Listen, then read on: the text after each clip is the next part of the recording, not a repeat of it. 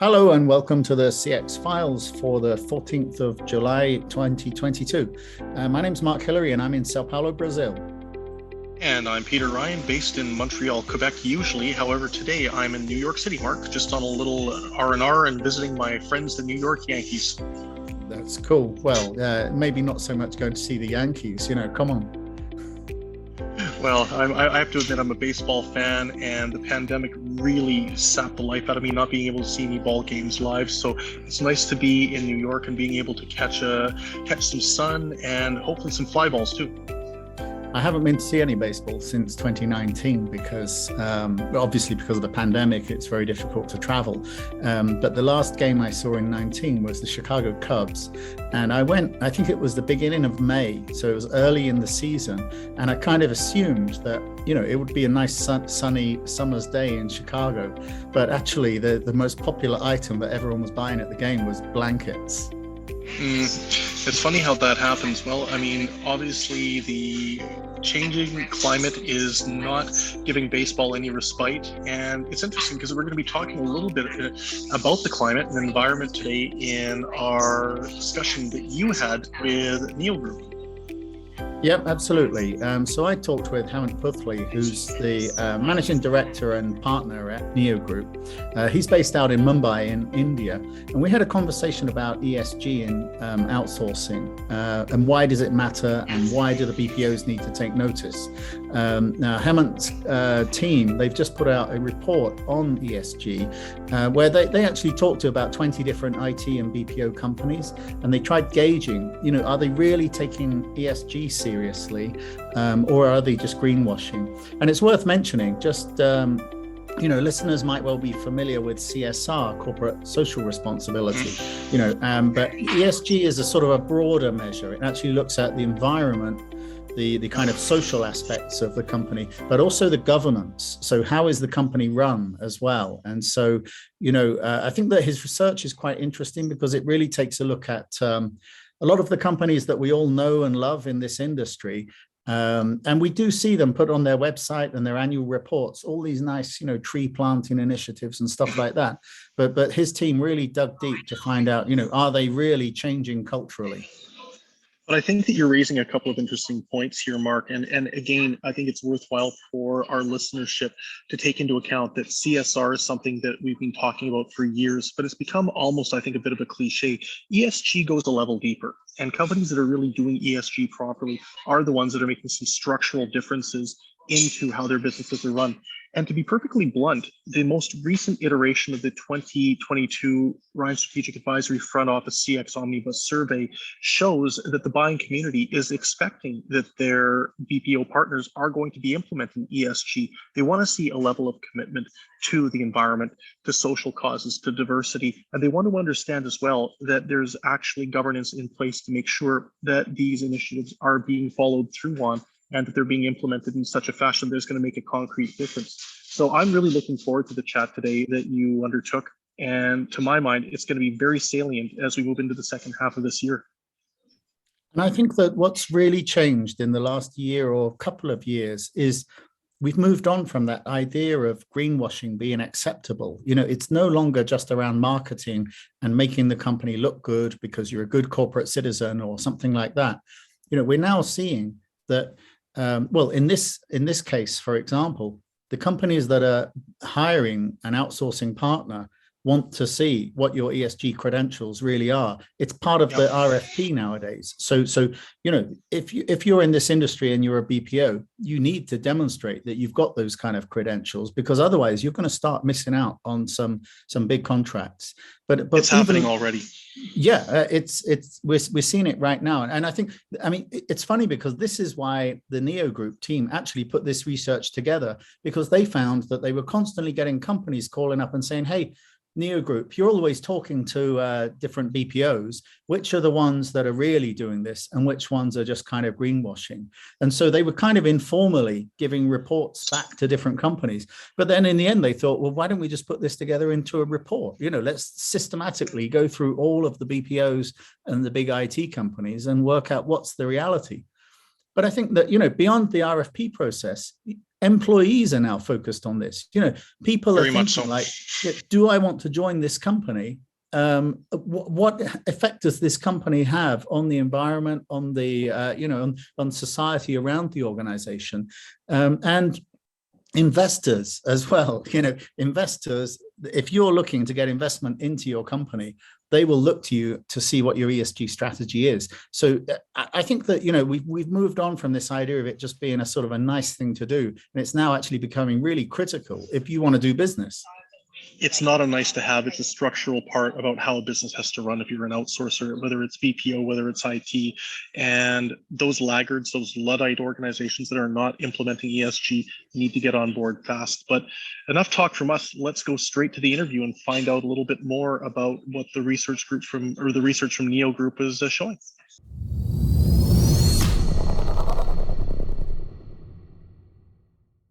Okay, Hemant, it's great to get you on the podcast. I think that the first thing to do is maybe to define ESG before we sort of dive into the conversation. A lot of people will have heard of corporate social responsibility, but has this evolved into ESG then?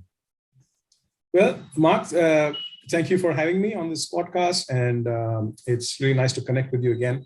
So yes, it's interesting. The genesis of ESG. I mean, people have been doing ESG kind of things for long before there was a 3-letter acronym.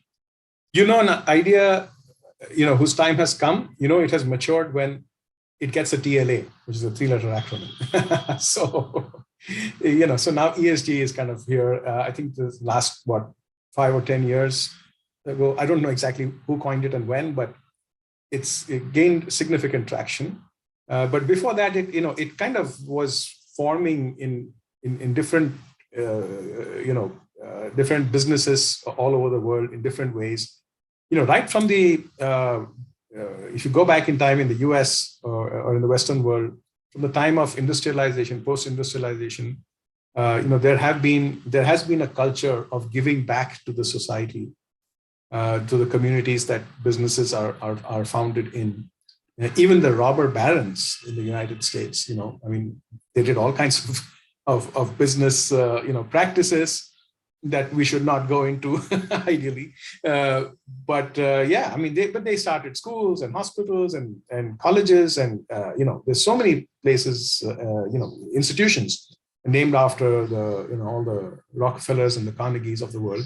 Very similar thing, happened in India. There was the Tata Group, a great industrialist, built a lot of industry for India. Then the Birlas and the Goenkas, etc. And they're all famous for having built schools and hospitals and colleges. So it's been around in different forms for a very long time. But it's only in the last few years, I think it was around the time in the 80s that the United Nations defined sustainable development as a thing. It became a thing. It was given a name.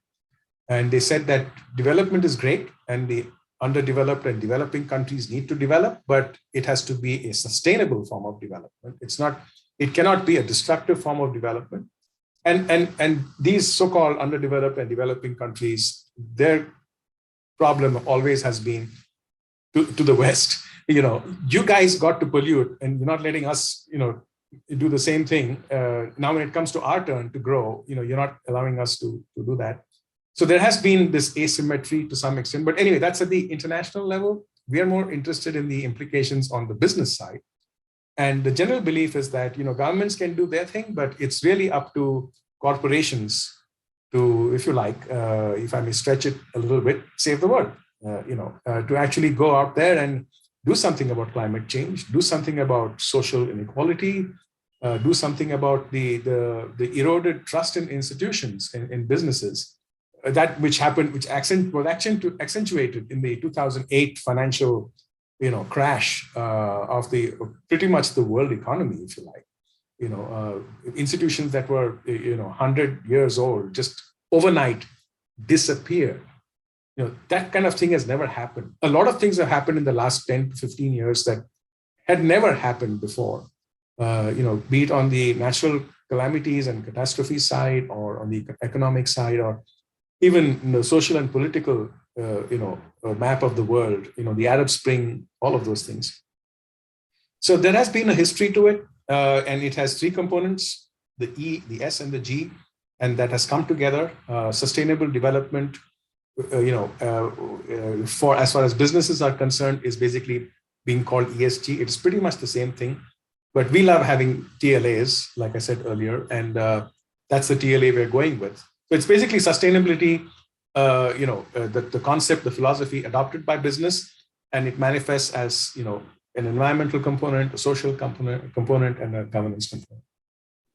Okay. No, that's a great introduction. And I think that, personally, when I think about the evolution, it's like CSR was kind of focused on the social element, but now we're looking at environmental sustainability, society, and where does the company fit? And, is it a good corporate neighbor? And then corporate governance. So, how is the company itself managed? Now, I know that you did a survey on this. So you did some primary research with Neo Group, and you talked to a lot of companies. I think it was just BPO companies, wasn't it? Or like service companies. Yeah. Yeah. So Neo Group is in the sourcing space. So, the people we know in our world are essentially buyers of outsourced services and providers of outsourced services. So this was aimed at the providers. Well, the buyers all are in different industries, but we wanted to focus on a specific industry. So we picked the sourcing industry, which is providers of IT and business services. Our focus, I must say, has leaned more heavily on the IT side, and a lot of them are also BPO providers, but they're kind of, we didn't do pure play BPOs, for example, not for any specific reason, but it just turned out that. Okay. Was there a reason to kick off the research project? And, yes. And maybe just summarize how you went about that.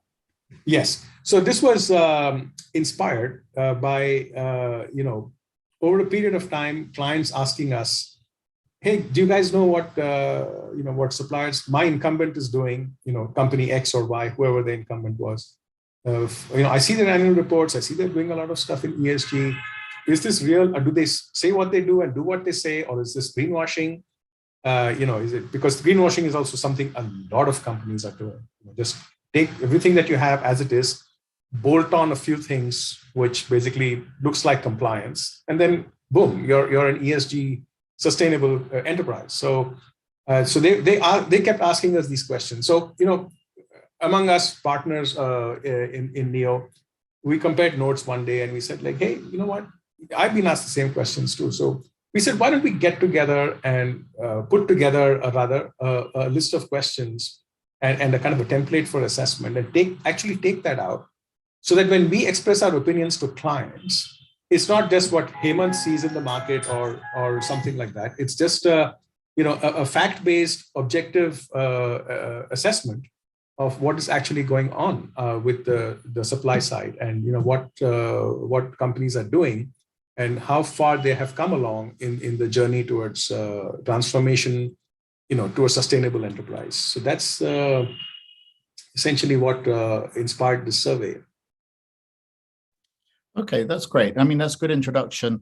And, and you talked about how, clients are endlessly sort of calling and saying, are these service companies actually following ESG guidelines, or is it just greenwashing? And I think that's interesting because just recently I saw Elon Musk on Twitter and he said ESG ratings make no sense. And of course it got a lot of visibility because I think he has about 100 million followers, but he was responding to an analyst that said Tesla doesn't have a very good rating. So, is it possible to be in an area like creating electric vehicles, which you would think naturally should be very ESG friendly and very green, but you fall down on other measures then? That is distinctly possible. And I won't get into commenting on Elon Musk. In my view, he's pretty much the enfant terrible of the technology industry. He's pretty much, he's done so many controversial things, said so many controversial things. So I'll leave that alone. I'll give it a white bird. Maybe that's a good subject for another conversation altogether. But for now, it is distinctly possible for a company to kind of get deeply into one aspect of ESG and ignore the others. And one of the things our survey did was to look at the intersectionality, if you will, and the need for a holistic approach. And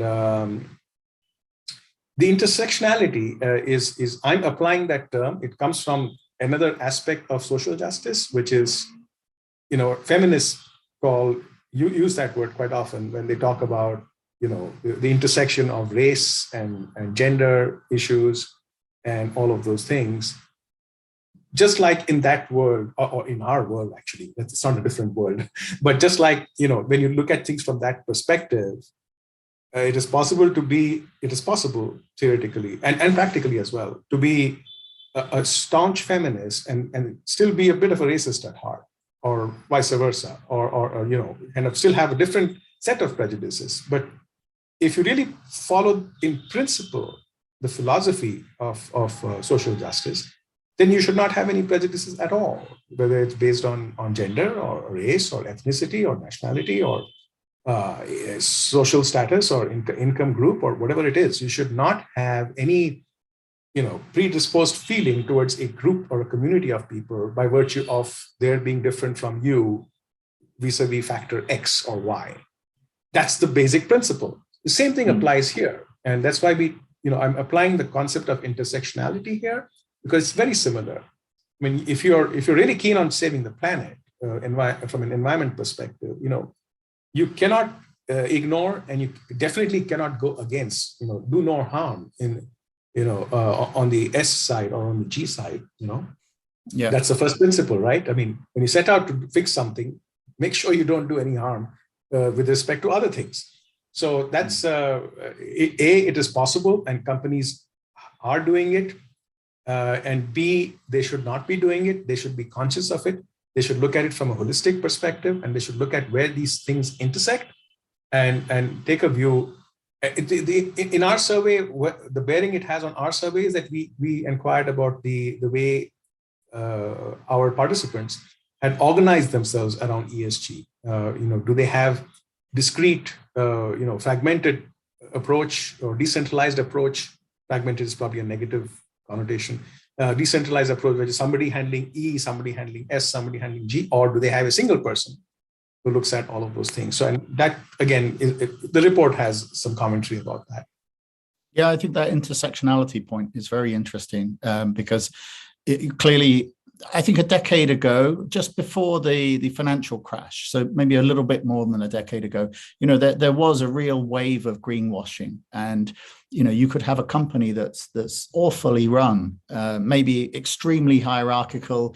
The lower tiers of the team are not really looked after at all, and yet they presented this image of themselves as hugging polar bears and all of this kind of stuff. And what you're saying is that you can't just be good only in one area and still get a very good ESG rating.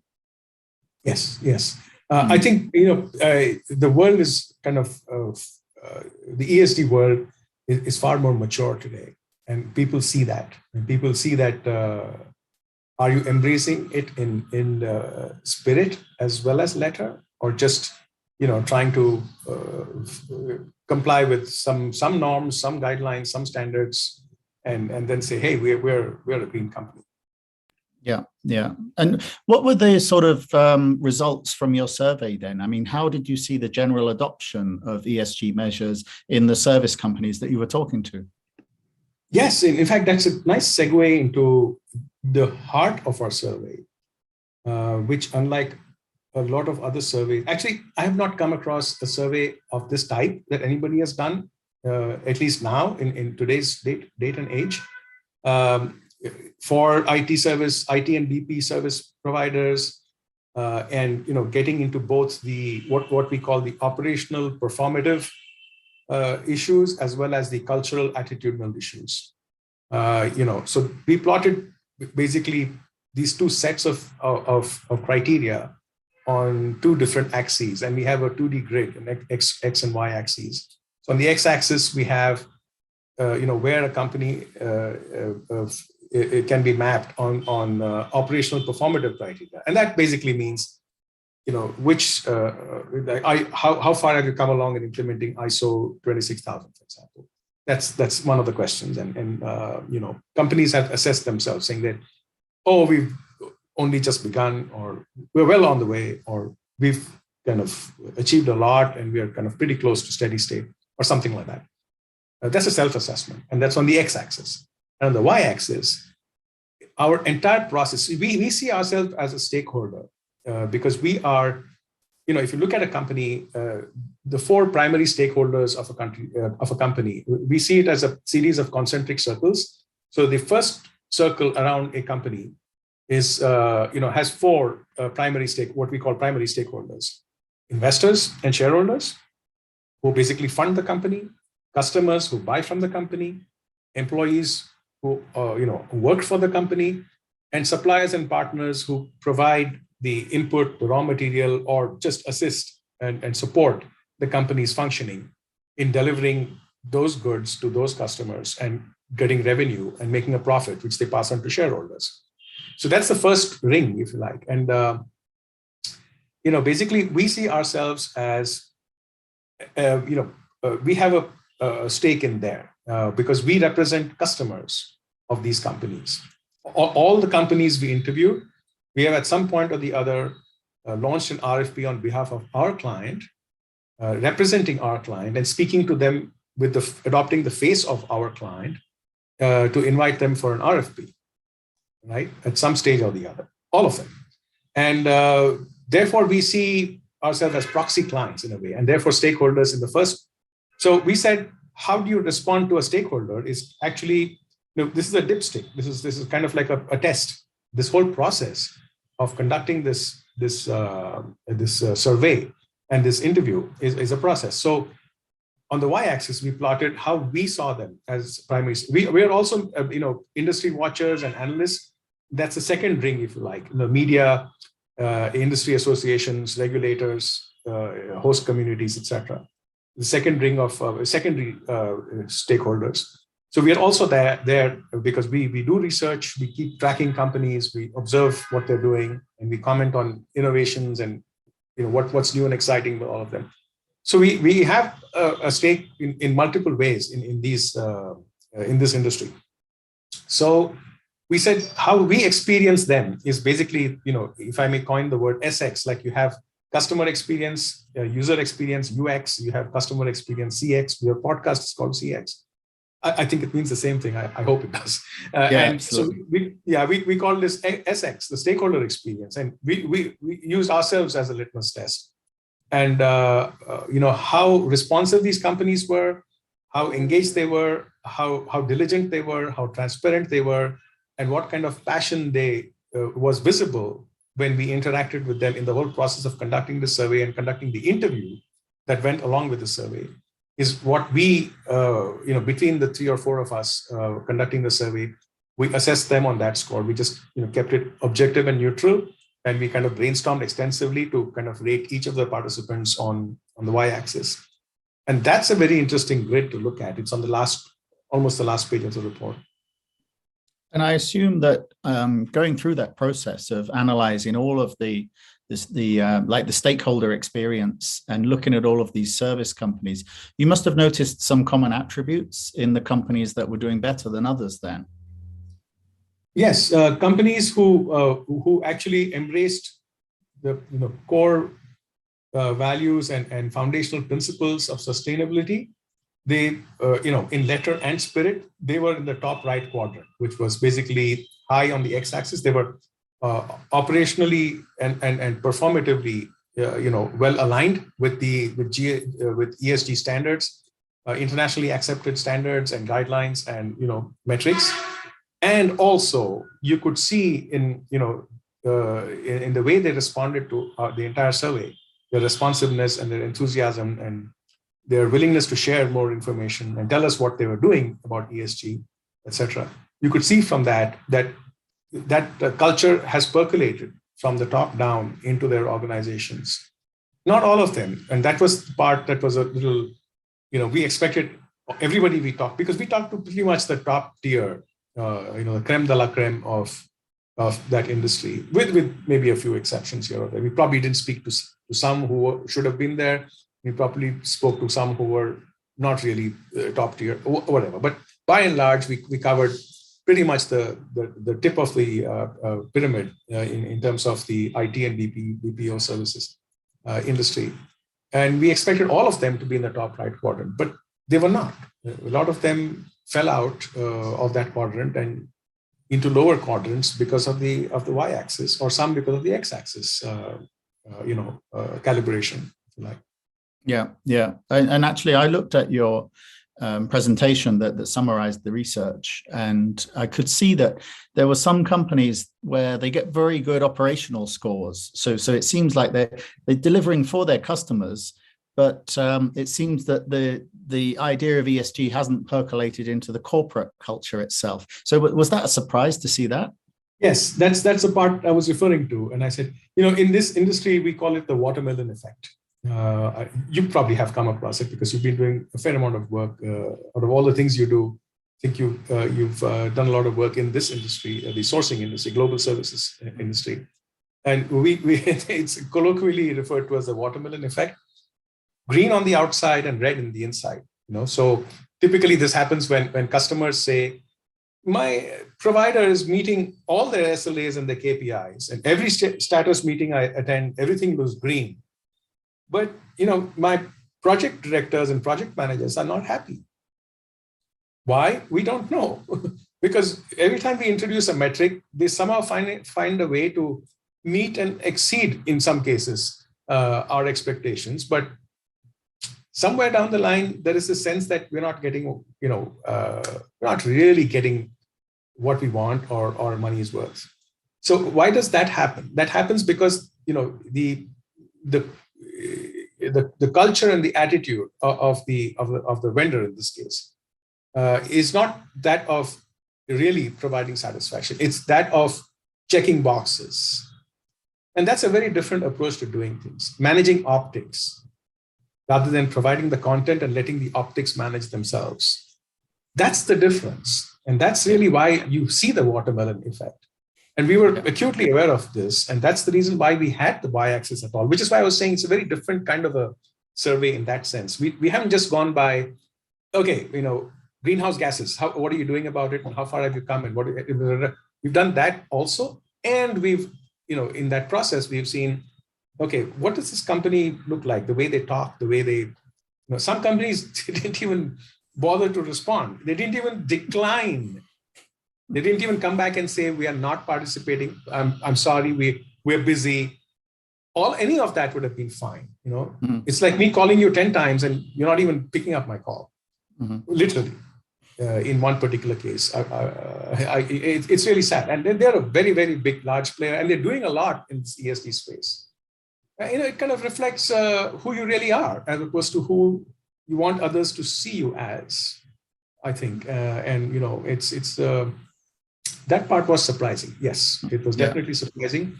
And we do not expect to see specific companies doing that.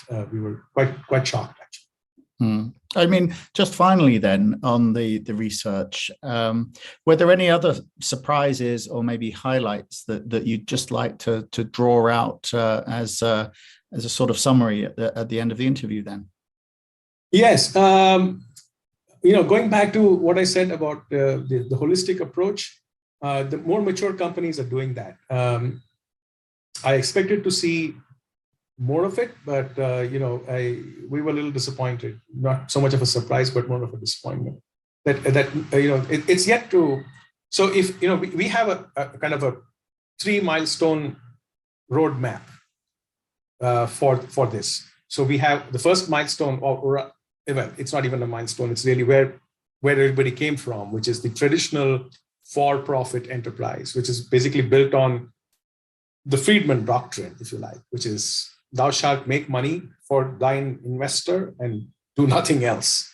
Everything else is a bad word. There is an interview. In fact, it's been published in the New York Times of September 13, 1970. Tom Friedman, not Tom Friedman, Jesus, Milton Friedman. I'm so sorry. And a whole article by him. I can send you that link if you like, and you can maybe extract something from it, which puts actually words like social in quotes as if it's taboo or something, and says And a corporation cannot possibly have any social responsibilities. And people who say this are socialists and blah, blah, blah. It goes on. This is as late as 1970. And barely a couple of decades later, the UN came up with sustainable development as a guiding principle for the world to follow, which completely changed the way corporations started seeing things. It's quaint to read Milton Friedman's article. I'm not saying it was a bad thing, but that was the zeitgeist then. The zeitgeist now is every corporation has, should actually define. So speaking of the 3 milestones, so that's where corporations have come from historically. So right from the 1600s of the East India Company, the Dutch East India Company, all of those. The whole raison d'etre was to actually, create wealth for the people who invested in them. And that's fine. There's nothing wrong with that. That's the principle, the Adam Smith invisible hand, if you like, guiding progress, in whatever way we define it. We have come to define it. Then you have the second stage, which is, like I said, a social responsibility out of a conscience. This is a moral view, saying that I'm making money. Let me use some of that for social good. I owe it to them. So it's a lot of companies, not just the Robert Barons, even many other companies in the IT industry. If you look at the history of Hewlett Packard, for example, they've done. This is one example I know. I respect that company a lot. Historically, 60s, 70s, 80s, they've done so much, for the communities they work with. So corporate citizenship and corporate responsibility is something that companies have always recognized. That's kind of the second stage, but that's still patronage. There is a donor and there's a recipient. The third stage is where patronage becomes partnership, right? So it's kind of instead of giving a man a fish, you teach the man to fish. In fact, you go one step beyond. You work with the man to set up a fishing business, right? So that they can keep their dignity, not feel like they're being at the receiving end of charity or they're, whatever, and earn a living for themselves, be entrepreneurs. So that is the stage where companies are headed. And all the participants we interview and we survey are somewhere between stage 2 and milestone 2 and milestone 3. So they've gone past the first stage of being a purely for-profit, anything we do by way of charity or whatever it is purely discretionary and opportunistic. And hey, by the way, that's good PR. And if you do save, for example, fuel or power, it saves cost. So even those things are driven primarily from a profit kind of thinking. And though it has good, hey, finally, if you're doing good, it doesn't really matter what your intentions were. I get that, and I agree with it. But if you look at their drivers, it came essentially from profitability. Reduce, reuse, recycle, good thing to do, but then it saves cost, and that's why you're doing it. Yeah, and not because it's a good thing for the planet, which is what you should be doing it for, and so on. So from there, we've come here. We have come a long way, but there's a lot of distance yet to be covered. So I'm just optimistic and hoping that we will see a convergence, of profit-oriented businesses defining their existence by way of purpose. So from profit first to purpose first and then profit. Mm-hmm. That's the jump. That's a tipping point, if you like. That's the point at which an organization has really transformed. How do you convince? If you take your survey into a meeting with a hard-nosed CEO who's mainly focused on profit, who's saying, "What's in it for me?" Then, how do you sort of convince them that actually there is profit that comes from purpose? Then, right. Great question, and it's funny, but I think we are at a point today where CEOs don't really need to be convinced. They're coming around and asking others like us, we want to get into this. We see the light. We have now realized that there is a different way that we need to be looking at our future by way of all of these things. The paradigm shift, if you like, from for-profit to purpose and then profit kind of thing. So I don't think they need much convincing today, But ask me this 10 years ago, when I first started getting interested in the subject of sustainability and discovered, and read up on a lot of material and educated myself about it. At that time, yes, you had to be an evangelist. It was tough. I have spoken to a few CEOs and board level people, and it was not an easy sell at all, which is why it didn't really get traction for the most part. I mean, there's some people who were listening and thinking to themselves, yeah, there is something here. We need to take it more seriously, what we're doing. But again, they were between the first and the second milestone, if you like. They were just moving into, corporate responsibility as a moral duty or an obligation, noblesse oblige, if you like. The industrial era version of an aristocratic, shall we say, morality, if I may call it that. I may be stretching it a bit in terms of, my metaphors, but I see it pretty much as that, that stage of development. But this is not about morality at all. This is about, hey, we've got to live here. We have only, as somebody says, there's no planet B, there's no plan B and there's no planet B that we can, the Elon Musks of the world, sorry to bring up his name again, they probably are preparing for a planet B, but that's only for, a certain segment of society who can afford it. What about the other, 7 billion people minus the 70 odd people who can afford to go to planet B? What happens to them?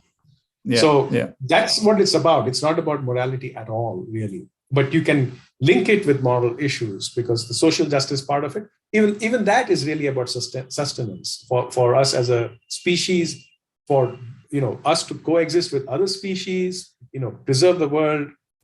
Basically a Gaian paradigm as opposed to where we've been coming from, which is a cornucopian paradigm.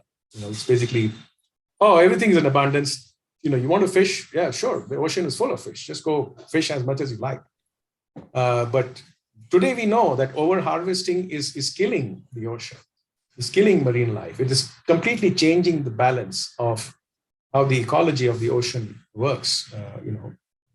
It's a very complex subject. I mean, you touch one end, there are 15 other things that come along with it. It's, there's acidification, there's this, there's that. I have trouble even trying to build a taxonomy where I can categorize these things and say, I now have a framework wherein I can say, these are my slots, these are my categories, I understand what's happening. Because so many things are happening in the E part, in the S part, and the G part, not so much perhaps. That's where we come from. We've done consulting now for so many years. We understand businesses and what governance is all about. But the E and S part, for us guys, with our kind of history, unless you're an environmental engineer or a social scientist or a social justice warrior, these are new things we are learning. So long answer to your question, but there we are. No, and I'm sure that we could keep talking all day, but we'll have to. I definitely could. For me, this is so close to my heart that just ask me one question and I could just launch into an hour-long, passionate speech. Well, we have to wrap it up as it's just a short podcast. But for anyone who's interested in learning more, I guess you've got the survey and other details on your website. Is that the best place to look? It is the best place to look. And I'm happy to kind of share it if they would email me as well. Mm-hmm. Okay, so I'll make sure that we put your contact details on the show notes. So any listeners can just click on that and find all the details on how to reach you and how to get hold of the survey then, okay? Absolutely, yes.